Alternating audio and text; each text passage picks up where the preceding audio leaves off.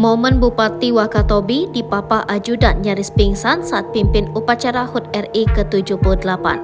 Sosok Bupati Wakatobi Haliana 2 kali nyaris pingsan saat pimpin upacara HUT RI di lapangan Panggulu Belo, Wakatobi, Sulawesi Tenggara. Bupati Wakatobi Haliana diduga kelelahan hingga nyaris pingsan saat jadi pemimpin upacara.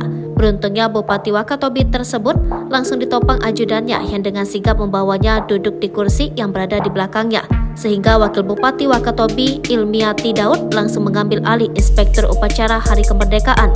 Dilansir dari Kompas.com, sebelumnya upacara berlangsung dengan baik.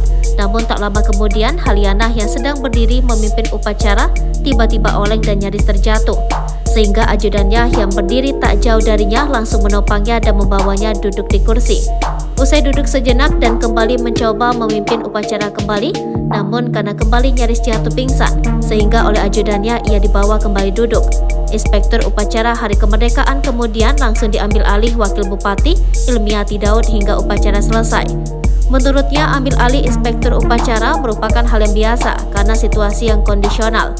Hal tersebut dilakukan Ilmiati Daud setelah Haliana dalam kondisi oleng dan nyaris pingsan sebanyak 2 kali. Sebelumnya diberitakan Bupati Wakatobi Haliana nyaris tumbang saat upacara Hari Kemerdekaan RI ke-78. Acara pengibaran bendera merah putih digelar di lapangan Panggulu Belo, Wakatobi, Kecamatan Wangi-Wangi Selatan, Kabupaten Wakatobi, Provinsi Sulawesi Tenggara, Kamis 17 Agustus 2023.